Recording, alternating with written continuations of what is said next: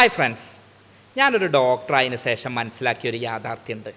ഇന്നിവിടെ ആളുകൾക്ക് രോഗം വരുന്നത് മരുന്നില്ലായിട്ടല്ല, അറിവില്ലായിട്ടല്ല, ഭക്ഷണമില്ലായിട്ടല്ല, ചികിത്സ ഇല്ലായിട്ടുമല്ല. ഞാൻ പഠിക്കുന്ന കാലത്ത് ഞാൻ കരുതിയിരുന്നത് എന്താ അറിയോ, എല്ലാവർക്കും ഭക്ഷണം കിട്ടാത്തതുകൊണ്ടുള്ള ഡെഫിഷ്യൻസി ഒരുപാടുണ്ടാകും, ആരോഗ്യപരമായ അറിവുകൾ ഒരുപാടില്ലാത്ത പ്രശ്നം ഉണ്ടാകും, അങ്ങനെയാണ് രോഗങ്ങൾ വരിക എന്നുള്ളതാണ്. പക്ഷേ പഠിച്ചു കഴിഞ്ഞ് 10-15 വർഷത്തെ ഒരു എക്സ്പീരിയൻസിൽ ഡോക്ടറായി നിന്നപ്പോൾ എനിക്ക് മനസ്സിലായ സംഗതി, നമ്മൾക്കൊക്കെ അറിവ് കൂടിയതിൻ്റെയും ഭക്ഷണം കൂടിയതിൻ്റെയും കേടാണ്. മലയാളികളെ സംബന്ധിച്ച് വളരെ യാഥാർത്ഥ്യബോധത്തോടു കൂടി തന്നെ സംസാരിക്കുമ്പോൾ നമ്മൾ മനസ്സിലാക്കേണ്ടിയിരിക്കുന്നത്, നമ്മൾക്ക് നന്നായിട്ട് അറിവുണ്ട്, പക്ഷേ ആ അറിവ് വെച്ച് വിവേകത്തോടെ നമ്മളുടെ അറിവ് ഉപയോഗിക്കാൻ അറിയില്ല എന്നുള്ളതാണ്. രോഗങ്ങളെ പറ്റിയും രോഗാണുക്കളെ പറ്റിയും നല്ല അറിവുണ്ടെങ്കിലും വ്യായാമം ചെയ്യാതെയും ഭക്ഷണം നിയന്ത്രിക്കാതെയും രോഗിയായി മാറുന്ന യാഥാർത്ഥ്യമാണുള്ളത്. ഒരു പക്ഷേ തമിഴന് ഇത്രയധികം ആരോഗ്യ അറിവുകളൊന്നും ഇല്ലെങ്കിലും അവൻ്റെ ഭക്ഷണത്തിലും അവൻ്റെ ജീവിതശൈലിയിലും ശ്രദ്ധിക്കുന്നുണ്ട് എന്നാണ് ഇന്ത്യയുടെ വിവിധ ഭാഗങ്ങളിൽ സേവനം ചെയ്തതിൻ്റെ അടിസ്ഥാനത്തിൽ എനിക്ക് മനസ്സിലായിട്ടുള്ളത്. അതുകൊണ്ട് തന്നെ ഇന്ന് ഈ ഒരു പോഡ്കാസ്റ്റിൽ വന്നിട്ടുള്ളത്, ഇത്തരം സംഗതികൾ നമുക്ക് അറിയുന്നതും ശ്രദ്ധിക്കാത്തതുമായിട്ടുള്ള കാര്യങ്ങൾ നിങ്ങളൊന്ന് ഉണർത്തിയിട്ട് ആരോഗ്യം ആശുപത്രിയിൽ വരാതെ തന്നെ നേടാനുള്ള കുറച്ച് ടിപ്സായിട്ടാണ്. ഹോസ്പിറ്റലിലെ മാനേജർ ദിവ്യ ഉണ്ട്, ഞാൻ doctor Basil Yusuf, doctor Basil's homeo hospital, Pandikkad, Malappuram ജില്ല, നടക്കാവ്, കോഴിക്കോട്. നമ്മുടെ മലയാളികൾ ഇന്ന് വളരെ വൈകി ഉറങ്ങുകയും രാവിലെ വൈകി എണീക്കുകയും ചെയ്യുന്ന ഒരു ന്യൂജൻ സ്റ്റൈലിലേക്ക് മാറിയിട്ടുണ്ട്. അപ്പോൾ നമുക്ക് നമ്മുടെ ദിനചര്യ രാവിലെ തൊട്ട് തുടങ്ങുന്ന മുതൽ തന്നെ തുടങ്ങാം. രാവിലെ എണീക്കുന്നതിൻ്റെ ഗുണങ്ങൾ എന്തൊക്കെയാണ്? ഇത് സത്യത്തിലൊരു സെൽഫ് ഗോൾ അടിക്കുന്ന പോലെയാണ്. ഇത് ചോദിച്ച ദിവ്യക്കും അറിയാം, എൻ്റെ ജീവിതത്തിൽ എനിക്ക് വൈകിട്ട് ഡ്യൂട്ടി ഹോസ്പിറ്റലിൽ നിന്ന് പോകുമ്പോൾ ഒരുപാട് വൈകുന്നുണ്ട്, രാവിലെ എഴുന്നേൽക്കാൻ പ്രയാസമാണ്, രാത്രി കിടക്കുന്നത് വൈകിയാണ് എന്നുള്ളത്. ആദ്യത്തെ ചോദ്യം തന്നെ നല്ല ഒരു ട്രോള് തന്നിട്ടാണ് ഇരിക്കുന്നത്. എന്താണെങ്കിലും ഒറ്റ വാക്കിൽ പറയാം, എൻ്റെ ജീവിതത്തിൽ എനിക്കുണ്ടായ നഷ്ടങ്ങളും പരമാവധി നേരത്തെ എഴുന്നേൽക്കാൻ ശ്രമിച്ചതിന് ശേഷം എനിക്കുണ്ടായ ഗുണങ്ങളും പറഞ്ഞിട്ട് തുടങ്ങാം. ഞാൻ പ്രൊഫസർ PC തോമസ് സാറിൻ്റെ അടുത്താണ് പഠിച്ചിരുന്നത്. സാർ അന്ന് മുതലേ തല്ലി പിടിച്ച് 4 മണിക്ക് നീക്കണം, 5 മണിക്കെങ്കിലും നീക്കണം എന്ന് ഭയങ്കര സ്ട്രിക്റ്റ് ആക്കിയിട്ട് പറഞ്ഞതായിരുന്നു. സാറ് പറഞ്ഞ ഒരുപാട് ക്വാളിറ്റീസ് ജീവിതത്തിൽ കൊണ്ടുവന്നിട്ടുണ്ടെങ്കിലും എനിക്ക് രാവിലെ എഴുന്നേൽക്കുക എന്നുള്ളത് ഒരു തരം ഒരു എതിർത്ത് അത് എങ്ങനെയെങ്കിലും അതിജയിച്ച് ചെയ്യുക എന്നുള്ള രീതിയിലേക്ക് എത്തുകയാണ് ചെയ്തത്. ഇപ്പോഴും രാവിലെ എഴുന്നേൽക്കുമ്പോൾ സാറ് പണ്ട് തല്ലി നീപ്പിച്ചിരുന്നത് ഓർമ്മ വരിക. അതുകൊണ്ട് തന്നെ എഴുന്നേൽക്കാൻ ഒരു ചെറിയ മടിയാണ്. സാധാരണ രീതിക്ക് വൈകി എഴുന്നേൽക്കുമ്പോൾ നമ്മളുടെ ബയോളജിക്കൽ ക്ലോക്ക് ശരിയായ രീതിയിൽ പ്രവർത്തിക്കില്ല. നമുക്കൊരു ആങ്സൈറ്റി, ഉത്കണ്ഠ ഉണ്ടാവാനുള്ള സാധ്യത ഉണ്ട്, ഓർമ്മക്കുറവ് ഉണ്ടാവാനുള്ള സാധ്യത ഉണ്ട്. എല്ലാം ഹറിബറി ആയിട്ട് ചെയ്തിട്ട് BP ഇങ്ങനെ കൂടിയിട്ട് ഒന്നും ഒരു പെർഫെക്ഷൻ കിട്ടാത്ത, ബയോളജിക്കൽ ക്ലോക്കിനെ ശരിയായിട്ട് പ്രവർത്തിപ്പിക്കാത്തൊരവസ്ഥ ഉണ്ടാവും. പൊതുവെ പഠനങ്ങൾ പറയുന്നത് ഹാപ്പി ഹോർമോൺ കുറവായിരിക്കും, അവരെപ്പോഴും മറവി രോഗങ്ങൾക്ക് അടിമയാകും, BP കൂടിക്കൊണ്ടിരിക്കും, ശരീരത്തിൽ എപ്പോഴും ഒരു കൺഫ്യൂസ്ഡ് സ്റ്റേജ് ആയിരിക്കും, ഒരു ഉന്മേഷം ഉണ്ടാവില്ല എന്നുള്ളത്. നേരെ മറിച്ച് നേരത്തെ എഴുന്നേൽക്കുകയാണെങ്കിൽ ടൈമിനെ നമുക്ക് വരുതിയിലാക്കാൻ പറ്റും, നല്ല ഫ്രഷായിട്ട് വ്യായാമം ചെയ്യാനും ഫ്രഷ് എയർ കൊള്ളാനും പറ്റും, സുഖശോധന കിട്ടാനും ഹോസ്പിറ്റലിലേക്ക് അല്ലെങ്കിൽ ഡ്യൂട്ടിയിലേക്ക് ഹറിബറി ഇല്ലാതെ എത്താനും പറ്റും. ഇങ്ങനെ ആകുമ്പോൾ ജീവിതശൈലിയിൽ നല്ല മാറ്റങ്ങൾ ഉണ്ടായിട്ട് ഒട്ടുമിക്ക രോഗങ്ങളും അവിടെ തന്നെ നമുക്ക് നിയന്ത്രിക്കാൻ പറ്റും. പലരും ഇന്ന് തെറ്റായ ഒരു ശൈലിയിലാണ് ജീവിതം മുന്നോട്ട് കൊണ്ടുപോയിരിക്കുന്നത്. നമുക്ക് രാവിലെ നമ്മൾ ചെയ്യാൻ പാടില്ലാത്ത എന്തൊക്കെ കാര്യങ്ങളാണുള്ളത്? ഇന്ന് നമ്മൾ രാവിലെ എഴുന്നേറ്റാൽ എന്തൊക്കെ ചെയ്യുന്നുണ്ടോ അതൊക്കെ സത്യത്തിൽ ചെയ്യാൻ പാടില്ലാത്തതാണ്. ഒട്ടുമിക്ക ആളുകളും രാവിലെ എഴുന്നേറ്റാൽ ആദ്യം ചെയ്യുന്നത് ഫോൺ തുറക്കും, വാട്സപ്പ് തുറന്നു നോക്കും, അതിലുണ്ടാവുന്ന ഫേസ്ബുക്ക് തുറന്നു നോക്കും. എനിക്കൊക്കെ എപ്പോഴും അറിയുന്നൊരു കാര്യം എന്താണെന്നറിയോ, ഞാൻ അടക്കം ഒരു സംഗതി ഞങ്ങളുടെ ഫാമിലി ഗ്രൂപ്പിലൊക്കെ അറിയിക്കേണ്ടത് വാട്സപ്പിൽ ഇട്ട് കഴിഞ്ഞാൽ പലരും രാവിലെ പല്ല് തേച്ചിട്ടുണ്ടാവില്ല, പക്ഷെ അതിൻ്റെ മുൻപ് അതിന് റിപ്ലൈ തരും. കാരണം എന്താ, രാവിലെ എഴുന്നേറ്റാൽ വാട്സപ്പിലേക്കാണ് നോക്കുക, ഇത് കഴിഞ്ഞ് ഫേസ്ബുക്കിലും റീല് തോണ്ടലും തുടങ്ങും. അപ്പം നമ്മുടെ ശരീരത്തിൽ സ്ട്രെസ്സ് കൂടുകയാണ്. വാട്സപ്പിൽ എന്താ ഉണ്ടാവുക, ഒരു സ്റ്റാഫ് പറയും ഞാനിന്ന് വരില്ല, അല്ലെങ്കിൽ വീട്ടിൽ ഡ്യൂട്ടി ഉള്ള ആൾ പറയും ഞാനിന്ന് ഡ്യൂട്ടിക്ക് പോകുന്നില്ല, അതല്ലെങ്കിൽ നമുക്കിന്ന് മരുന്ന് കൊണ്ടുവന്ന് തരേണ്ട ആൾ പറയും ഞാനിന്ന് മരുന്ന് കൊണ്ടുവരുന്നില്ല. അപ്പം തന്നെ BP കൂടി തുടങ്ങുകയാണ്. രണ്ടാമത് കണ്ണിന് സ്ട്രെയിൻ വരികയാണ്. പിന്നെ നമ്മൾ ചെയ്യുന്നൊരു പരിപാടി, ബെഡിൽ കുറേ നേരം പുതച്ച് AC ഒന്നും കൂടെ കൂട്ടിയിട്ട് അങ്ങ് കിടക്കും, കണ്ണും മൂടി പുതച്ചിട്ട് കിടക്കും. ഇതുണ്ടാക്കുന്നത് നമ്മളുടെ മടി അവിടെ വർദ്ധിപ്പിക്കുകയാണ്, രക്തോട്ടം കുറയ്ക്കുകയാണ്. ചിലരെന്താ ചെയ്യുക പറഞ്ഞാൽ 8 മണിക്ക് എണീറ്റിട്ട് 8:10 ബസ്സിന് അപ്പം പിടിച്ചു ഓടും. അപ്പോൾ ഒന്നാകെ എണീറ്റ ഉടനെ തന്നെ ഇങ്ങനെ എക്സസൈസ് ചെയ്യുന്നത് ശരീരത്തിലേക്ക് പുതിയ അപകടങ്ങളും BP കൂട്ടലടക്കമുള്ള കാര്യങ്ങളുണ്ടാക്കും. വേറെ ചിലർ ചെയ്യുന്നത് രാവിലെ എഴുന്നേറ്റാൽ തന്നെ ഒരു കട്ടൻ ചായയും അതുപോലെ തന്നെ ഒരു ബീഡിയും വലിക്കുകയാണ്, എന്നാലേ കാര്യം സാധിക്കുള്ളൂ. അതും തെറ്റായിട്ടുള്ള ഒരു ജീവിത രീതിയാണ്. ശരിയായ രൂപത്തിൽ ചെയ്യാനുള്ളത് എന്താണെന്ന് പറഞ്ഞാൽ, ഒന്ന് ധ്യാനം, പ്രാർത്ഥന, ഏകാഗ്രത, ഇതൊക്കെ ചെയ്തിട്ട് മെല്ലെ ബെഡിൽ നിന്ന് എഴുന്നേൽക്കുക. എന്നിട്ട് പ്രഭാത കർമ്മങ്ങൾ, മൂത്രമൊഴിക്കാൻ കിട്ടുന്നുണ്ടെങ്കിൽ അങ്ങനെ മൂത്രമൊഴിക്കുക. അതിനുശേഷം ശുദ്ധജലം കുറച്ച് കുടിക്കുക. അതിനുശേഷം ചുടുവെള്ളമാണെങ്കിൽ അങ്ങനെ, ഇനി ചായ വേണമെന്നുള്ളവർക്ക് അങ്ങനെ ഉപയോഗിക്കാം. അതിനുശേഷം ഒരു പ്രഭാത സവാരി ആവാം. വേണമെങ്കിൽ പത്രം വായിക്കാം, വർത്തമാനം പറയാം, വീട്ടുകാരെയൊക്കെ ഒന്നാക്കാം, വീട്ടിലെ പൂന്തോട്ടത്തിൽ വിരിഞ്ഞ പൂക്കളെയൊക്കെ ഒന്ന് കണ്ട് മൈൻഡ് ഒന്ന് ഫ്രഷാക്കി ടോയ്ലറ്റിലേക്ക് പോകാനുള്ള കാര്യങ്ങളൊക്കെ ചെയ്യാം. ഇത്തരത്തിൽ പോസിറ്റീവായിട്ട് നിൽക്കുകയാണെങ്കിൽ ആ ദിവസം മുഴുവൻ നമുക്ക് ഈ പോസിറ്റിവിറ്റി, എനർജി കീപ്പ് ചെയ്യാൻ പറ്റും. പലരും ബെഡ് കോഫി പ്ലീസ് എന്ന് പറഞ്ഞിട്ടാണ് എണീക്കുക അല്ലേ? എല്ലാവർക്കും എണീറ്റ ഉടനെ ഒരു കപ്പ് ചായ അല്ലെങ്കിൽ കാപ്പി കിട്ടണം, നിർബന്ധമാണ്. അത് കിട്ടിക്കഴിഞ്ഞാലേ ഉള്ളൂ അവരുടെ ദിനചര്യ തുടങ്ങുള്ളൂ എന്നുള്ള രീതിയിലേക്കാണുള്ളത്. ഇങ്ങനെ വെറു വയറ്റിൽ നമ്മൾ ചായയോ അല്ലെങ്കിൽ കാപ്പിയോ കുടിച്ചു കഴിഞ്ഞാൽ എന്താണ് സംഭവിക്കുക? സാധാരണ പുരുഷന്മാർക്കാണ് ഇത് കൂടുതലായിട്ട് വരുന്നത്. എന്താ കാര്യം എന്ന് പറഞ്ഞു കഴിഞ്ഞാൽ, സ്ത്രീകളെ സംബന്ധിച്ച് ഒരു കോഫി പ്രിപ്പയർ ചെയ്യണമല്ലോ. അപ്പോൾ അതിന് വേണ്ടിയിട്ടൊന്ന് എഴുന്നേറ്റ് നടക്കുകയും കുറച്ച് കാര്യം ഒന്ന് നടക്കുകയും ചെയ്യും. പുരുഷനെ നേരെ തിരിച്ചാൽ ബെഡിലേക്ക് തന്നെ കൊണ്ടുവരുന്നത് കൊണ്ടായിരിക്കാം ബെഡ് കോഫി എന്നുള്ള പേര് വന്നിട്ടുള്ളത്. ഒറ്റ വാക്കിൽ പറഞ്ഞുതരാം. ഇങ്ങനെ ഈ ഒരു കോഫി എണീറ്റ് ഉടനെ കഴിക്കുന്നത് എനർജി കിട്ടും എന്നുള്ളത് ശരിയാണ്. പക്ഷേ അത് വയറിൽ ആസിഡിറ്റി ഉണ്ടാക്കാൻ കാരണമാകും. ഓവറായിട്ട് ഈ എനർജി കിട്ടിയിട്ടുള്ളത് ഹൈപ്പർ ആക്ടിവിറ്റിയിലേക്ക്, BP കൂടാൻ, അങ്ങനെയുള്ള കാരണങ്ങൾ, മൂഡ് ചേഞ്ചസിലേക്കൊക്കെ കാരണമാവും. ആസിഡിറ്റി ഉണ്ടായതുകൊണ്ട് ഗ്യാസ് രാവിലെ തന്നെ ഉണ്ടാവുകയും അത് പിന്നീട് ഒരു അഡിക്ഷനായിട്ട് മാറുകയും ചെയ്യും. ഞാൻ എപ്പോഴും പറയുന്നത് എന്താണെന്ന് പറഞ്ഞു കഴിഞ്ഞാൽ, പലരും പല്ല് പോലും തേക്കാതെയാണ് ഈ കോഫി ചായ കുടിക്കുന്നത്. എല്ലാത്തിനെയും എതിർക്കുക, എല്ലാ സംഗതിയെയും വിരുദ്ധമായിട്ട് പറയുക എന്നുള്ളതല്ല നമ്മൾ ഈ പോഡ്കാസ്റ്റ് കൊണ്ട് ഉദ്ദേശിക്കുന്നത്. ആദ്യം എന്ത് ചെയ്യുക, ചായ കുടിക്കുക, കോഫി കുടിക്കുക. പക്ഷേ അതെന്താവണം, ഒന്നെങ്കിൽ അത്യാവശ്യം വെള്ളം കുടിച്ചതിന് ശേഷം, അല്ലെങ്കിൽ എഴുന്നേറ്റൊന്ന് നടന്ന് പ്രഭാത കൃത്യങ്ങൾ ചെയ്ത് പല്ല് തേച്ചതിന് ശേഷം ആവുന്നതാണ് നല്ലത്.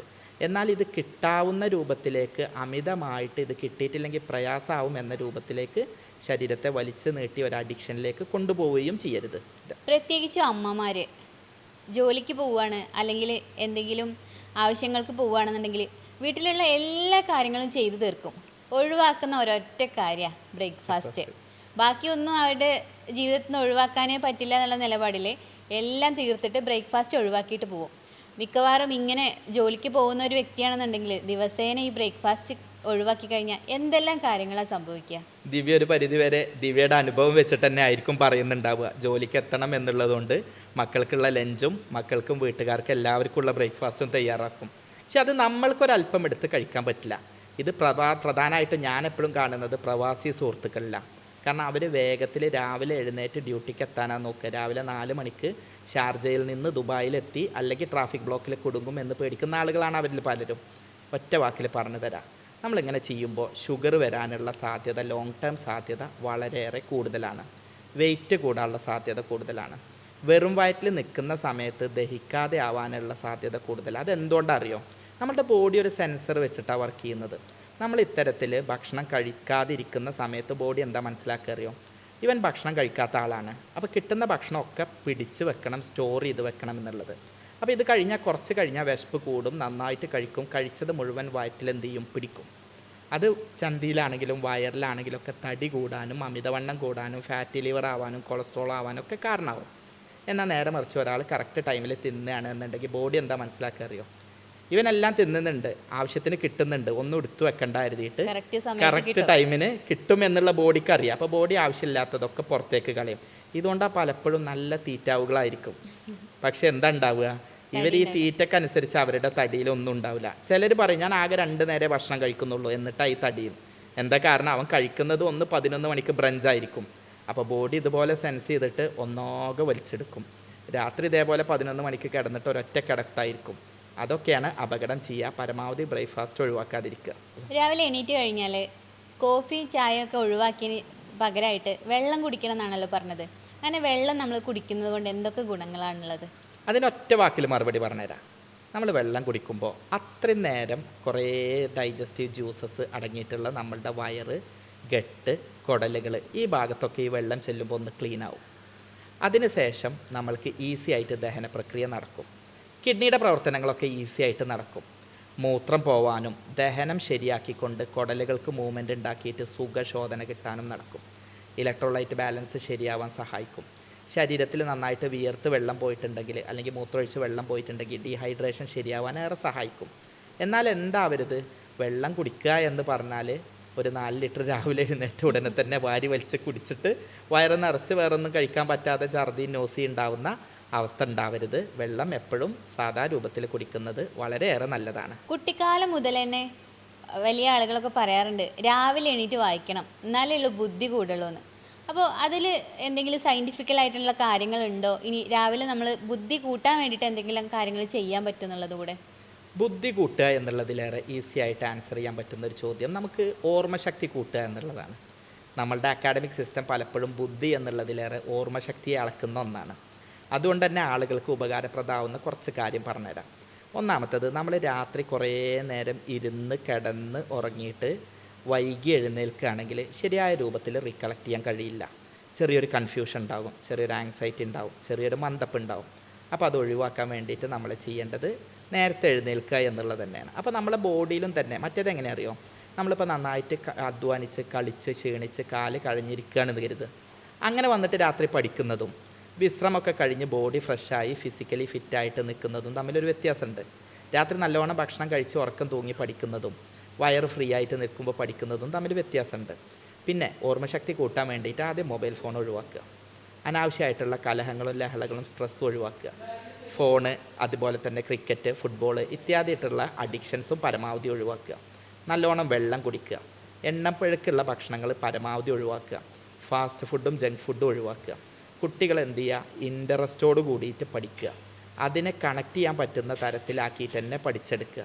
അങ്ങനെ ആവുമ്പോൾ ഓർമ്മശക്തി കൂട്ടാനും പഠനവും ബുദ്ധിശക്തിയും കൂട്ടാനും വളരെയേറെ സഹായകരായിരിക്കും. നമ്മുടെ അമ്മമാർക്ക് എണീറ്റ് കഴിഞ്ഞാൽ ഏറ്റവും വലിയൊരു ആദ്യമാണ് ഇന്ന് എന്താണ് ബ്രേക്ക്ഫാസ്റ്റ് ഉണ്ടാക്കുക എന്നുള്ളത്. ഓരോ വീട്ടിലും ഓരോ ദിവസം വെവ്വേറെ മെനു ആണ്. ഇന്ന് പുട്ടും കടലക്കറിയാണെന്നുണ്ടെങ്കിൽ നാളെ ഇഡ്ഡലിയും സാമ്പാറുമാണ്, മറ്റന്നാൾ അപ്പവും ചിക്കൻ കറിയാണ്, അല്ലെങ്കിൽ ചില ദിവസങ്ങളിൽ ന്യൂഡിൽസാണ്, ബ്രെഡാണ്, അങ്ങനെ പലതുമായിട്ടാണ് വരുന്നത്. ഏതാണ് ഏറ്റവും നല്ലൊരു ബ്രേക്ക്ഫാസ്റ്റ് ആയിട്ട് സജസ്റ്റ് ചെയ്യുക? ഒരു വീട്ടമ്മ ചോദിക്കേണ്ട ഏറ്റവും നല്ല ചോദ്യം തന്നെയാണ്. രാവിലെ അവരേറ്റവും കൂടുതൽ അല്ലെങ്കിൽ തലേ ദിവസം അവരേറ്റവും കൂടുതൽ അലട്ടുന്ന ചോദ്യം ആയതുകൊണ്ട് വളരെ കൃത്യമായിട്ട് ഉത്തരം പറഞ്ഞുതരാം. എൻ്റെയൊക്കെ ചെറുപ്രായത്തിൽ ഏറ്റവും കൂടുതൽ നല്ലതെന്നും ചീത്തതെന്നും പറഞ്ഞിരുന്ന ഭക്ഷണം പുട്ടും കടലയും അപ്പവും മുട്ടക്കറിയും നല്ലതും ബ്രെഡും പൊറാട്ടയും ചീത്തതുമായിരുന്നു. ഇന്ന് എൻ്റെ കുട്ടിയായപ്പോൾ അവൾക്ക് രാവിലെ വേണ്ടത് ഒന്നെങ്കിൽ ന്യൂഡിൽസാണ്, അതല്ലെങ്കിൽ സോസ് ചേർത്തിട്ടുള്ള ഭക്ഷണം. അപ്പോൾ ഞാൻ പറയാൻ നിർബന്ധിതനായി, ഈ പൊറാട്ട ഒന്ന് കഴിച്ചു നോക്ക്, അല്ലെങ്കിൽ ഈ ഭൂരി ഒന്ന് കഴിച്ചു നോക്ക് എന്നുള്ളത്. അപ്പോൾ കൃത്യമായിട്ട് പറയുകയാണ് എന്നുണ്ടെങ്കിൽ ട്രഡീഷണൽ ആയിട്ടുള്ള ഭക്ഷണം തന്നെയാണ് ഏറ്റവും ബെസ്റ്റ്. നമ്മുടെ ദോശ സാമ്പാർ അല്ലെങ്കിൽ ഇഡ്ഡലി സാമ്പാർ. ഞാൻ ഏറ്റവും കൂടുതൽ സപ്പോർട്ട് ചെയ്യുന്നത് അപ്പം മുട്ടക്കറിയും. അങ്ങനെ ആകുമ്പോൾ മുട്ടയിൽ ഉള്ളിയുണ്ട്, മുട്ടയിൽ നന്നായിട്ട് എന്തുണ്ട്, പ്രോട്ടീൻ ഉണ്ട്. അതുപോലെ തന്നെ അപ്പം ആകുമ്പോൾ ഇതും കൂടെ ആകുമ്പോൾ ഒരു ബാലൻസ്ഡ് മീൽസായിട്ട് വരും. അതല്ലെങ്കിൽ നമ്മൾക്ക് പുട്ടും കടലയും കഴിക്കുക. കാരണം അത് എണ്ണയിൽ വേവിച്ചതല്ല, ആവിയിൽ വേവിച്ചതാണ്. തേങ്ങയുണ്ട്, അതുപോലെ തന്നെ കാർബുണ്ട്, എനർജി റിലീസാവും, കടലയിൽ പ്രോട്ടീൻ ഉണ്ട്, അതുപോലെ തന്നെ ആവശ്യത്തിന് നമുക്ക് ഫൈബറും കിട്ടും. എന്നാൽ പരമാവധി ഒഴിവാക്കേണ്ട സംഗതിയാണ് പൊറാട്ട എന്നുള്ളതും മൈദ കൊണ്ട് ഉണ്ടാക്കിയിട്ടുള്ള ബ്രെഡ് എന്നുള്ളതും. നമ്മൾ പലപ്പോഴും കരുതിയിട്ടുള്ള ബ്രെഡ് എന്തോ സംഭവമാണ് എന്നുള്ളത് അത് മൈദ കൊണ്ട് ഉണ്ടാക്കിയതാണ്. പിന്നെ വരുന്ന ഒഴിവാക്കേണ്ട സംഗതിയാണ് എണ്ണയിൽ പൊരിച്ചെടുക്കുന്ന പൂരി പോലെയുള്ള അല്ലെങ്കിൽ കട്ടിപ്പത്തിരി പോലെയുള്ള സാധനങ്ങൾ. പലപ്പോഴും ബർഗർ ഉണ്ടാക്കുന്ന ആ പാട്ടി കൊടുന്ന് വെച്ചിട്ട് അത് 2 ബ്രെഡിൻ്റെയോ അല്ലെങ്കിൽ ബണ്ണിൻ്റെയോ ഇടയിൽ വെച്ച് വെക്കുന്ന രീതിയൊക്കെ ഒന്ന് വളരെ വ്യാപകമാണ്. സോസും കൂട്ടിയിട്ട് കഴിക്കുക എന്നുള്ളത് എൻ്റെ കുട്ടിക്ക് അത് കൊടുത്തു കഴിഞ്ഞാൽ വളരെയേറെ ഇഷ്ടമാണ്. ഇതെല്ലാവരും കുട്ടികളുടെ അവസ്ഥയായിരിക്കും.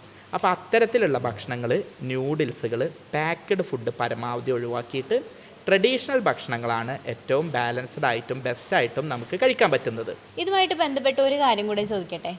പണ്ട് നമ്മൾ ഒരുപാട് ചോറ് കഴിച്ചിരുന്നു, ഒരുപാട് ദോശ, ഇഡ്ഡലി അങ്ങനെയുള്ള കാര്യങ്ങളൊക്കെ അരിഭക്ഷണങ്ങൾ നന്നായിട്ട് കഴിച്ചിരുന്നു. പക്ഷെ ആളുകൾക്കൊന്നും ഷുഗർ ഇല്ല. പക്ഷെ ഇന്ന് അതിനെ കമ്പയർ ചെയ്ത് നോക്കുമ്പോൾ കുറച്ചാണ് നമ്മൾ ചോറോ കഞ്ഞിയോ അതുപോലെ അരിഭക്ഷണങ്ങളൊക്കെ കഴിക്കണേ, എന്നാൽ പോലും നല്ല ഷുഗർ ഉണ്ട്. എന്താണ് ഇതിങ്ങനെ വരാൻ കാരണം? ഞാനൊക്കെ ചെറിയ കുട്ടിയായിരുന്നു അന്ന് പറഞ്ഞിരുന്നത് ചോറും കഞ്ഞിയും കഴിക്കണം എന്നാ. അതെ അതെ, കഞ്ഞി വളരെ നല്ലതാണ്. ഇന്ന് നേരെ തിരിച്ചാൽ നിങ്ങൾ കഞ്ഞി കുടിക്കരുത് എന്നാ പറയാ. എന്താ കാര്യം എന്ന് പറഞ്ഞാൽ നമ്മളുടെ നാട്ടിൽ 4 നേരം അധ്വാനിക്കുന്ന മനുഷ്യന്മാർ, രാവിലെ നേരം വെളുത്ത് കഴിഞ്ഞാൽ രാത്രി ഇരുട്ടാവുന്നത് വരെ അധ്വാനിക്കുന്ന മനുഷ്യന്മാർ, അവർക്ക് 1 നേരമോ 2 നേരമോ മാത്രമേ ഭക്ഷണം കഴിക്കാനുണ്ടായിരുന്നുള്ളൂ. അന്ന് അത്രയും ശാരീരികാധ്വാനം ചെയ്യുന്ന ആളുകൾക്ക് ഏറ്റവും ആപ്റ്റായിട്ടുള്ള ഫുഡായിരുന്നു കഞ്ഞി എന്നുള്ളത്, പ്രത്യേകിച്ച് കഞ്ഞിവെള്ളം എന്നുള്ളത്.